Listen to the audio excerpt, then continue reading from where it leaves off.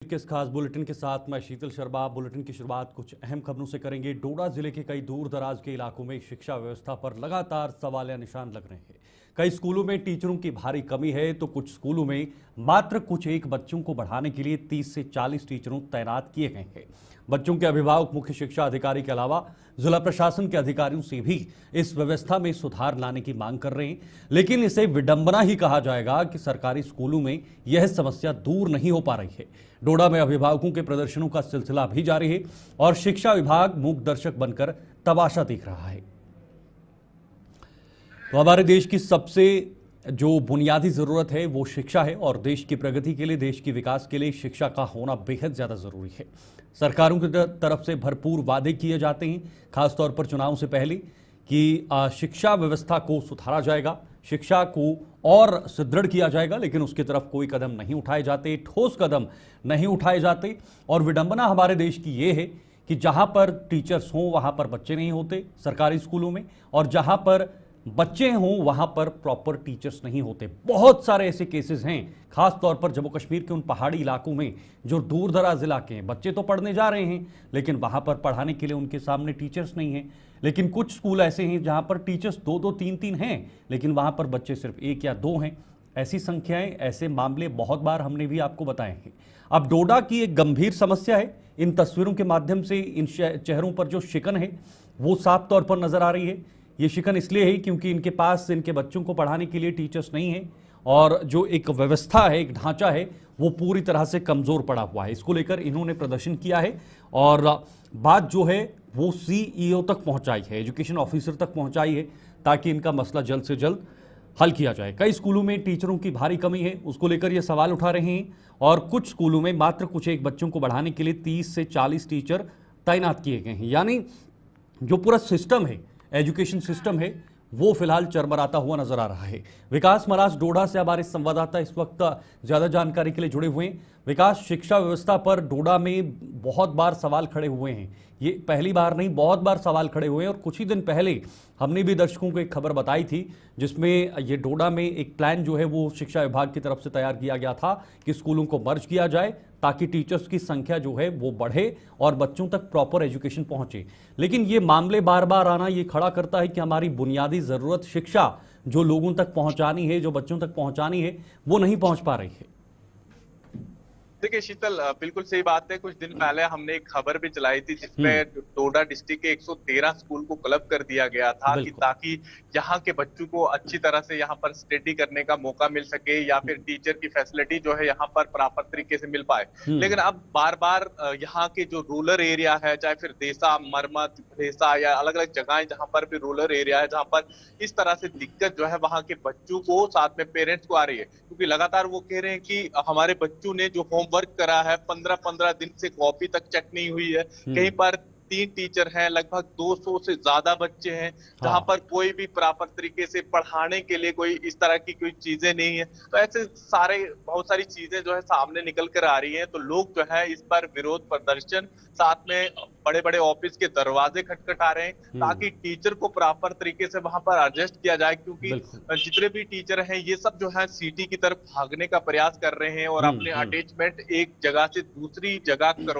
करवाते हैं। तो ऐसे में खामियाजा यहाँ के लोगों को भुगतना पड़ता है, जिसकी वजह से कहीं ना कहीं पढ़ाई में कमी या फिर टीचर की कमी जो है दूर दराज के एरिया में देखने को मिल रही है। बिल्कुल विकास, ये एक बहुत बड़ी समस्या है, बहुत बड़ा चिंता का विषय है। हम भारत को आगे ले जाने की बात कर रहे हैं, लेकिन जो भारत का भविष्य है वो फिलहाल उस तक कोई पहुंच नहीं पा रहा है, यानी उन बच्चों तक नहीं पहुंच पा रहे हैं। ये बड़ी गंभीर समस्या है विकास, क्योंकि जो डोडा की टोपोग्राफी है, डोडा का जो इलाका है वो छोटा सा इलाका, शहर का इलाका है। उसके बाद लगभग 80% का इलाका जो है वो पहाड़ी इलाकों में आता है, दूर दराज के इलाकों में। उसके बाद भी शिक्षा जो है वो चरमराई हुई है। ये जो लोग हैं पर्टिकुलर किस इलाके के हैं और किस तरह से इन्होंने प्रदर्शन कर अपना जो ज्ञापन है वो सीओ के सामने रखा हुआ है? देखिए, ये कल गास्तीगढ़ यानी 45 किलोमीटर दूर है यहाँ से, और धार स्कूल हाई स्कूल आता है। वहाँ के ये तमाम लोग जो है पेरेंट्स, ये डीसी ऑफिस आए थे और यहाँ के डीसी डोडा ने आश्वासन भी इन्हें दिया है। लेकिन बार बार ये चीजें जो है समाज में देखने को मिल रही है, जहाँ पर लगातार कई जगहों पर इस तरह से भी दिक्कत आ रही है कि वहां पर लोग जो है सामने भी नहीं आ पाते।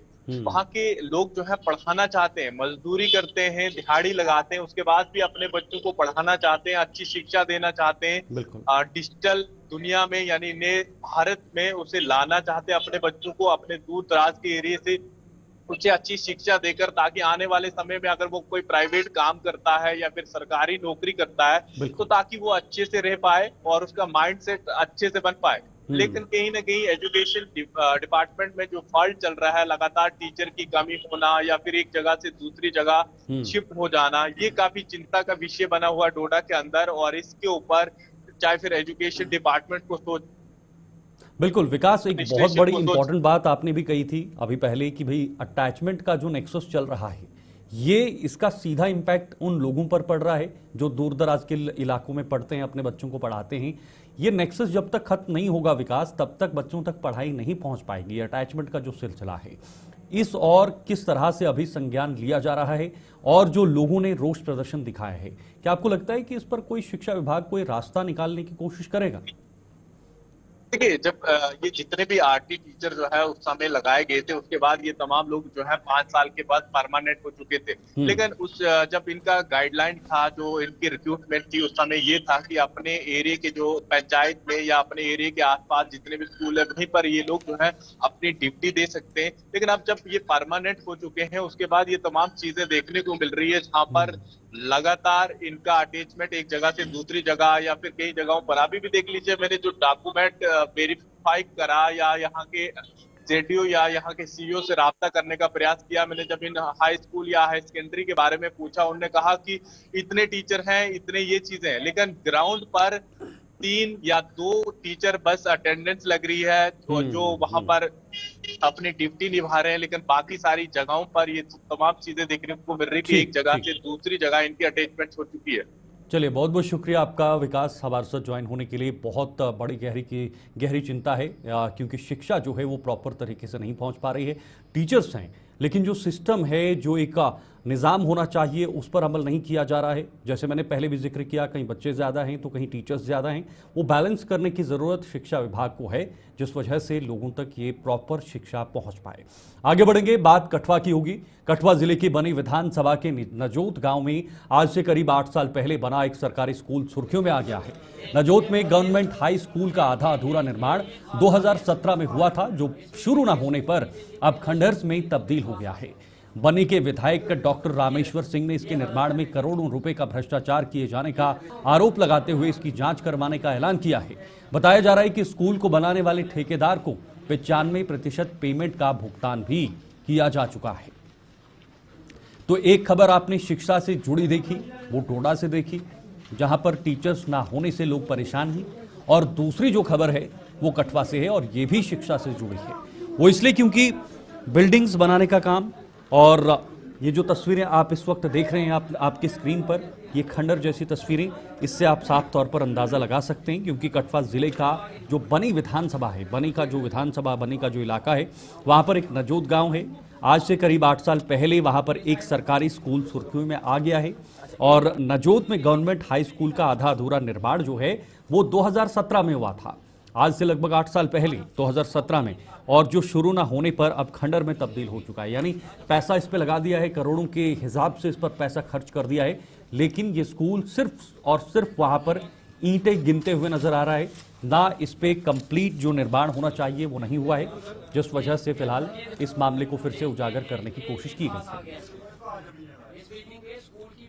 रंजीव मेहता हमारे साथ, हमारे संवाददाता जुड़े हुए हैं। रंजीव, देखिए, बहुत इस तरह के जब मामले सामने आते हैं, इससे पहले भी हम शिक्षा को लेकर ही बात कर रहे थे, शिक्षा के ढांचे को लेकर बात कर रहे थे, लेकिन इस तरह की बिल्डिंग्स को बनाना, करोड़ों के हिसाब से वहाँ पर पैसा खर्च करना, लेकिन उसके बाद ये कंप्लीट जो है वो तैयार नहीं की गई है, खंडर ये बन गया है।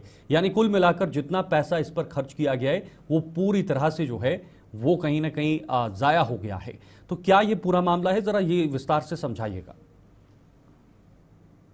देखिए शीतल, मैं ये इस मामले के बारे में बताऊं कि ये नजोत जो पंचायत है बिलावर तहसील की, और जिसकी विधानसभा क्षेत्र जो है वो बनी पड़ता है, उसका ये एक हाई स्कूल की बिल्डिंग थी जो सर्व शिक्षा अभियान के चलता था उस समय, उसके तहत करीब 1 करोड़ 28 लाख के अंतर्गत इसको बनाया जाना था। इसका टेंडर हुआ था बकायदा और ठेकेदार ने काम भी किया हुआ है कुछ। और लेकिन इतने साल बीत जाने के बाद इस बिल्डिंग की हालत आप तस्वीरें खुद बयां कर रही हैं। इस पर मोटी मोटी घास तक उग गई है, इसको प्लास्टर तक नहीं किया गया, ना कोई खिड़की लगाई गई, ना कोई इसका डोर लगा हुआ है, इसका प्लास्टर भी नहीं हुआ है, ना इसके फर्श पड़े गए हैं, ना चारदीवारी हुई है, जिसके चलते एक बड़ा भ्रष्टाचार का ये मामला सामने दिखाई दे रहा है। क्योंकि उस समय जो विधायक है, जो रामेश्वर सिंह, जो डॉक्टर रामेश्वर सिंह बनी के, उनके द्वारा ये कल से जब इसका दौरा किया गया और उसके बाद से ये वीडियो जो है, कठुआ क्षेत्र की बात करूं, पूरे जम्मू कश्मीर में काफी वायरल हो रहा है। उन्होंने इसमें साफ तौर पर दिखाया कि यहाँ पर लोगों का माल मवेशी बैठा रहता है, नशा करने वाले लोगों का ये अड्डा बन चुका है। इसलिए यहाँ पर शिक्षा का मंदिर होना चाहिए।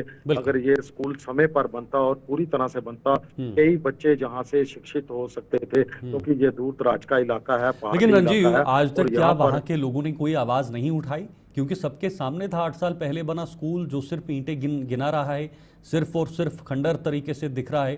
क्या आज तक कोई इस पर सवाल नहीं उठाया गया या बात आगे तक नहीं रखी गई? देखिए, स्थानीय लोगों की बात करूं तो उनका साफ तौर पर कहना है कि उन्होंने हर स्तर पर इस बात को उठाने की, लेकिन हर बार उन्हें शिक्षा विभाग की तरफ से यही कहा जाता था कि अभी इस बिल्डिंग का कंप्लीशन सर्टिफिकेट नहीं मिला है, तो जिसके चलते इसका हैंडओवर नहीं हुई है, अभी इसका काम बकाया है। लेकिन डॉक्टर रामेश्वर सिंह ने कल जब इसका दौरा किया और इसका पता कराया, तो लगभग 95% जो की राशि निर्धारित की गई थी वो पेमेंट भी हो चुकी है। लेकिन एक बड़ी जांच का विषय निकलकर सामने आ रहा है। ऐसी भ्रष्टाचार की बू इसमें से आ रही है। लोक निर्माण विभाग के ने इसको एग्जीक्यूशन करवाया हुआ है और ठेकेदार ने इसका काम किया हुआ है।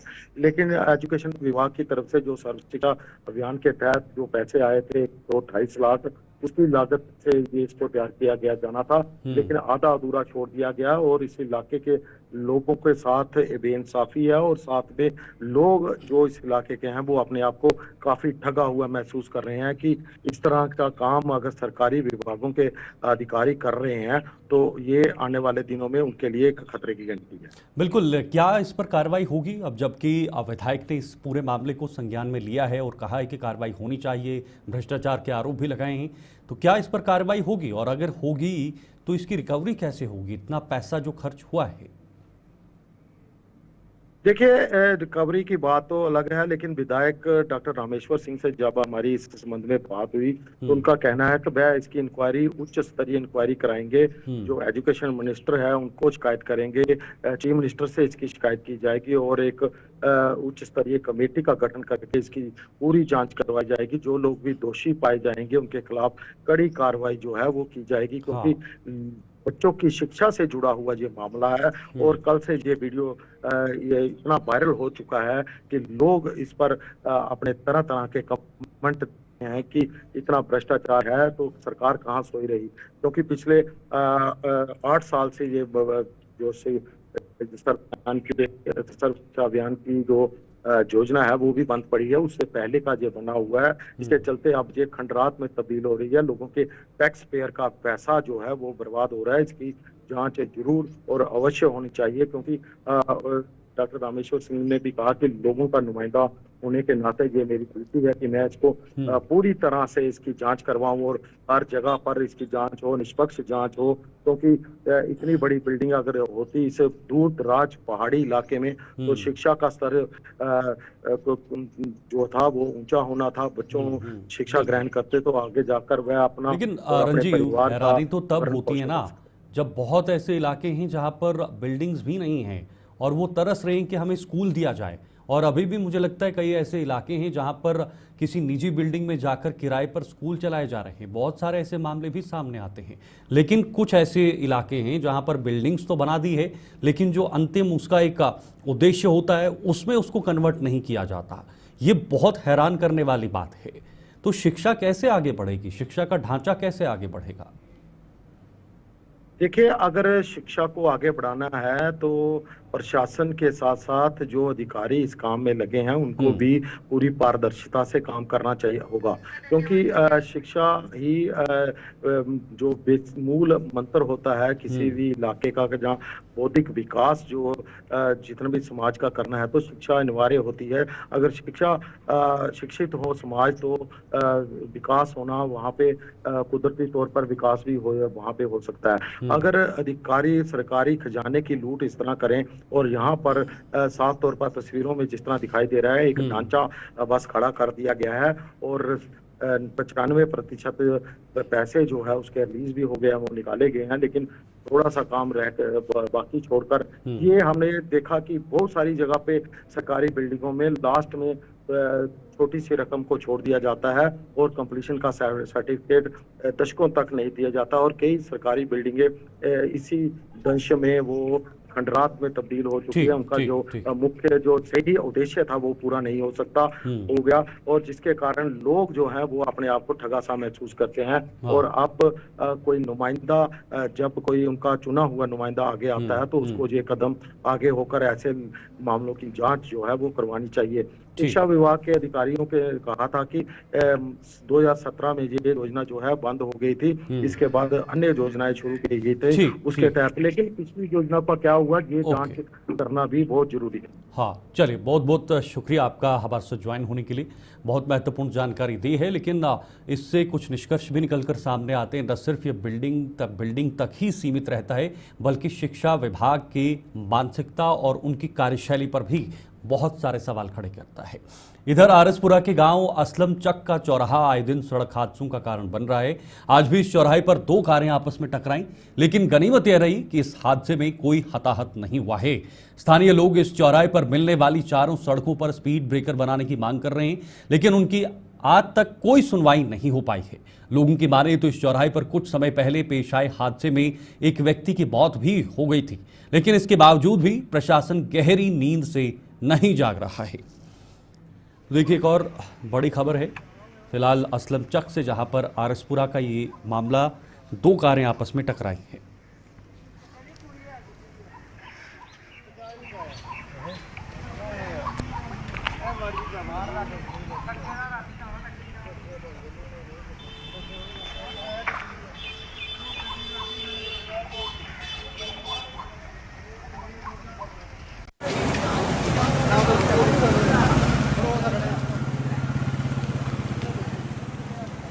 ये सलामा चक पिंड है, अपने मेन एक सलैड साइड रस्ता जाता, एक अपना ममका साइड जाता, एक आरसपुरा जाता, दवलैड साइड, एक मेन चौंक है जिथे कि आए दिन एक्सीडेंट होंदे ही रहंदे हैं। तुहाडे सामने देखो, अज एक सवेरे हादसा होया, काफ़ी ज़्यादा गंभीर है, और मुंशी साहब आपे ही हरनिया दे जिंदे कन्नै ये वारदात हुई है।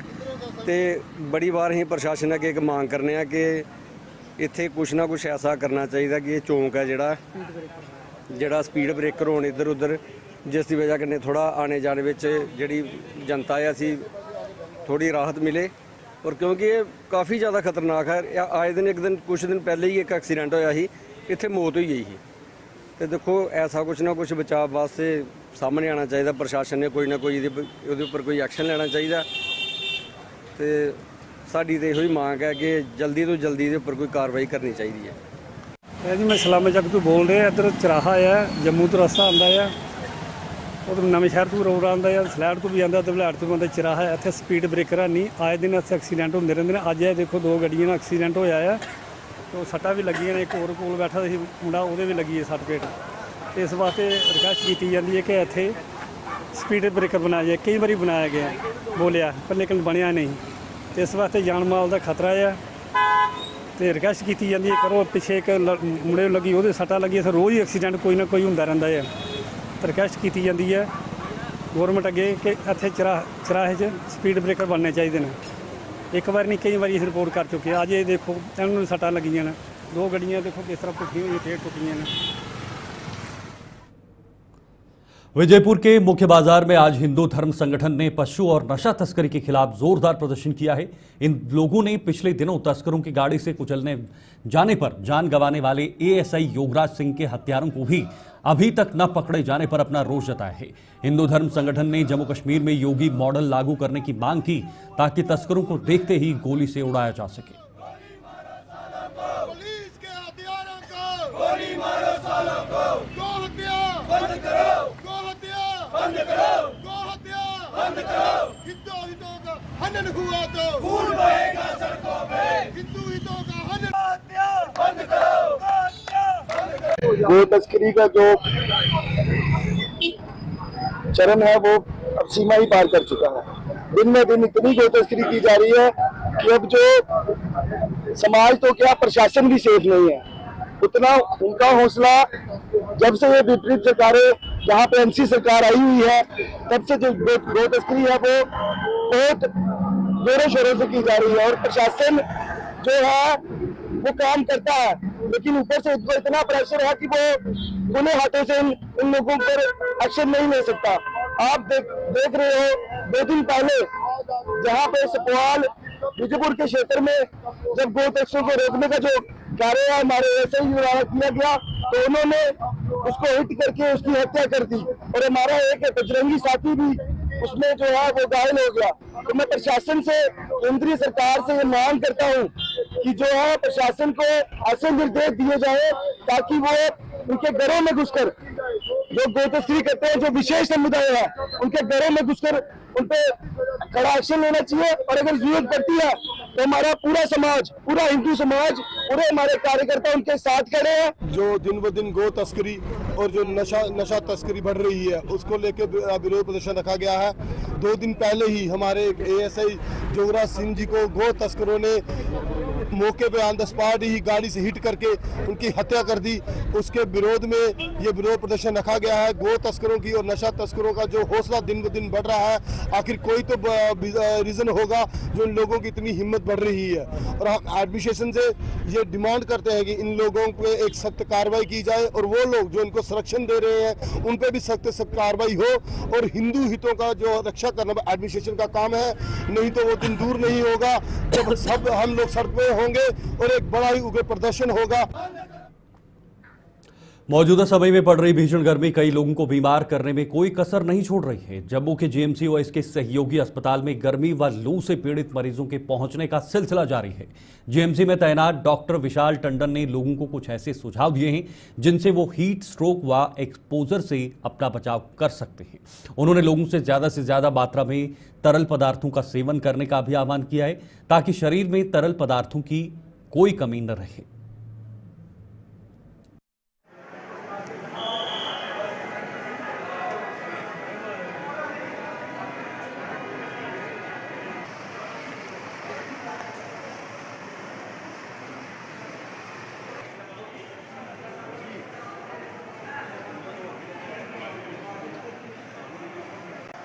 अपना पानी का सेवन जो है वो बढ़ाएं। पानी मतलब पानी सिर्फ नहीं है, पानी का मतलब आप छाछ ले सकते हैं, आप नारियल पानी का सेवन कर सकते हैं, आप जूसेस ले सकते हैं, आप किसी भी तरह की शिकंजी बना के घर में सिंपल डिटॉक्स वाटर का सेवन जो है वो कर सकते हैं। इसी तरह जो खान पीन है उसको स्किप ना करें क्योंकि हाइपोग्लाइसीमिया के इवेंट्स जो हैं काफ़ी बढ़ जाते हैं गर्मियों में। और दूसरा जो है कि हाई कैफ़ीन जो कोलाज हैं, कोल्ड ड्रिंक्स हैं, जो बड़ी हाई कैफ़ीन की मात्रा होती है उसको भी जितना अवॉइड कर सकें उसमें करें। एनर्जी ड्रिंक्स के जो आज का चलन है उसको कम करें क्योंकि उसमें गर्मी में जो है बॉडी मेटाबॉलिक रेट बढ़ता है तो कार्डियक इवेंट्स का होने का बड़ा पॉसिबिलिटी रहती है।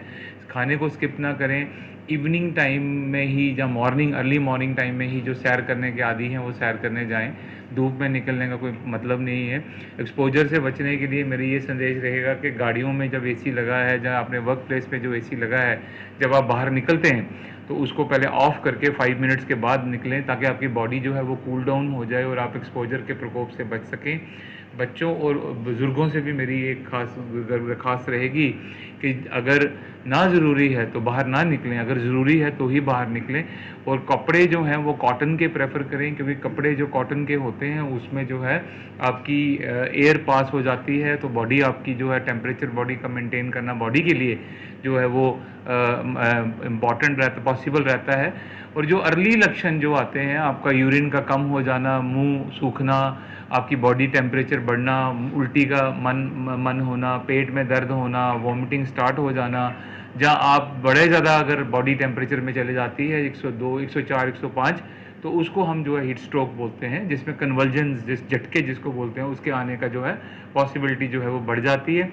और अगर ऐसा कभी आपको कोई मरीज़ दिखे तो तुरंत उसको एक पहले शेड वाले एरिया में ले जाएं, तुरंत उसके जो जुराबे हैं या जूते हैं वो खोलें, पानी उसके फेस पे मारिए, उसको बॉडी को कूल डाउन करने की कोशिश करिए, माथे पे गीली पट्टी रखिए और उसको तुरंत से तुरंत जो है हॉस्पिटल में एडमिट कराएं। तो मुझे लगता है कीमती जान जो है वो बचाई जा सकती है। और दूसरा सबसे जो इम्पोर्टेंट रहेगा, मुझे लगता है कि जो लोग जिम में भी जाते हैं तो उनको भी मेरी एक दरख्वास्त रहेगी कि जो पीक सनलाइट का जो टाइम है, दोपहर का टाइम है, उसमें। चलिए, जम्मू कश्मीर के इस खास बुलेटिन में फिलहाल के लिए इतना ही। वक्त एक छोटे से ब्रेक का है। ब्रेक के बाद भी खबरों का सिलसिला जारी है।